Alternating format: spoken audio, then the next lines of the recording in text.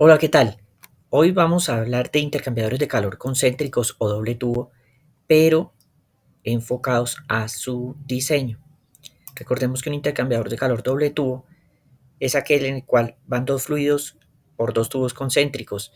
Esta sección interna se llama la de tubo interior y esta parte concéntrica el ánulo, que está limitada entre el tubo exterior y el tubo interior.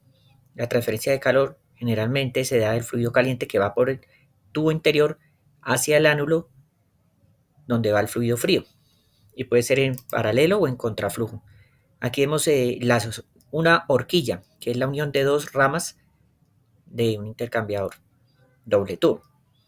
Lo compone pues dos ramas, un codo, un prensastopa, un cabezal de retorno, la entrada del fluido frío, la entrada del fluido caliente, salida del fluido frío y salida del fluido caliente. Y estos se ponen en serie, multitud de estos, así como lo vemos acá, para un sistema de transferencia de calor ya de mayor flujo, que puede llegar hasta unos 50 metros cuadrados de área de transferencia o un poco más, pero pues las diferencias de temperatura entre los fluidos no son tan altas. Tiene aplicaciones en pasteurización, farmacéutica y alimentos.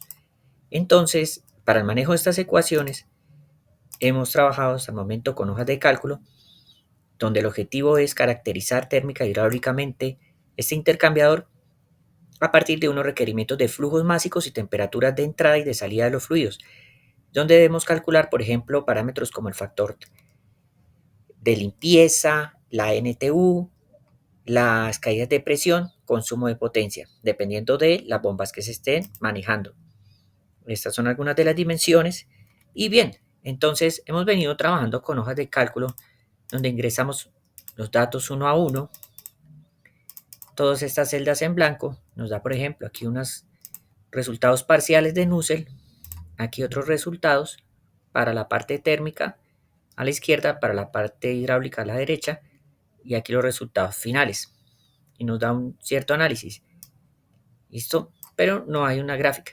Y los datos del agua, por ejemplo, que es el fluido más usado, aunque no es el único, lo buscamos en esta pestaña. ¿Qué pasa? Entonces, buscando ahorrar tiempo, aparece esta opción y esta la diseñé para el beneficio de los estudiantes. Un módulo de diseño interactivo, donde los estudiantes ingresan los datos también de manera manual, pero, por ejemplo, cuando es agua, colocando las temperaturas, nos va a dar directamente las propiedades. Por ejemplo, vamos a trabajarlo con otros datos.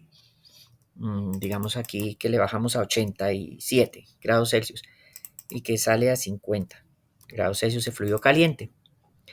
Para el fluido frío dejémoslo igual. Con ese flujo másico vamos a ver qué pasa.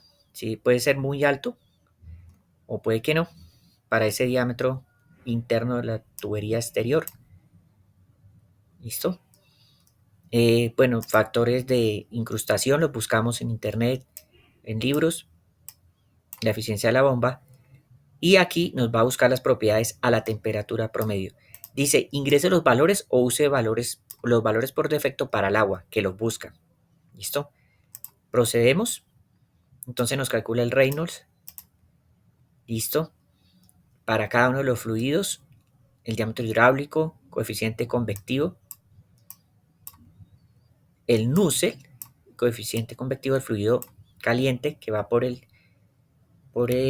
tubo, los coeficientes globales de transferencia de calor, o sea, el flujo de calor en kilowatts, temperatura de salida del fluido frío, con lo cual halla la temperatura promedio y determina las propiedades, la diferencia media logarítmica de temperaturas, coeficiente global de limpieza, coeficiente global de ensuciamiento o de diseño, el factor de limpieza, que es la relación entre UD y UC, ya saben eso por bibliografía, el factor de sobredimensionamiento, en cuanto a la efectividad nos calcula la C mínima, la relación de capacidades caloríficas, el número de unidades de transferencia, la efectividad.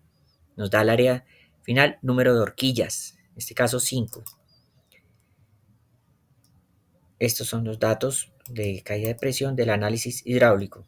Si no necesitamos comparar, podemos seguir Esto es un análisis de cómo se comportan las diferentes variables. Aquí podemos simplificarlo para ver las que nos interesen. Caída de presión, por ejemplo, contra el diámetro interno, y área requerida contra el diámetro interno, que va aumentando. Esto cuando variamos el diámetro interno del tubo externo o del tubo exterior. Y esto en cuanto a la variación de flujo másico del fluido frío. Aquí vemos flujo másico de fluido caliente en kilogramos por segundo. Cómo varía el diámetro interno de la tubería. La caída de presión en el diámetro interno va aumentando a medida que aumenta el flujo másico. El área requerida también va aumentando y el coeficiente global tiende a estabilizarse. También hay variación aquí de flujo másico del fluido frío. También tiene el mismo comportamiento. Hay un pequeño cambio aquí raro para la caída de presión en el ánulo. Y aquí nos muestra el número de horquillas totales: 1, 2, 3, 4, 5.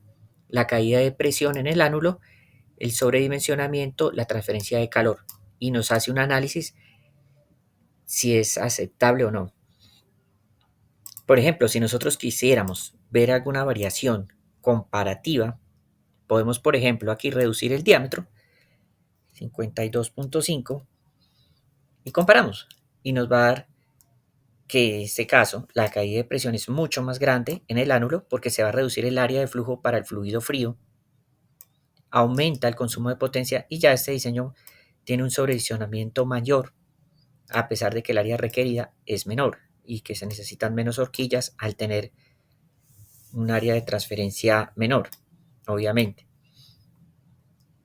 Esto es pues un diseño que no convendría. Entonces, definitivamente el mejor diseño sería con las 5 horquillas, que corresponde a un diámetro de, como lo vimos, 60.3. Mira el caso base. Ahora con 52.5 es demasiado pequeño. Eso nos permite entonces hacer análisis interactivos y ver las variaciones de las variables, valga la redundancia, al afectar las variables de entrada. Las variables de respuesta al afectar las variables de entrada. Y es mucho más rápido y más sencillo de manejar que una hoja de cálculo como esta. Espero que haya sido de su agrado. Muchas gracias.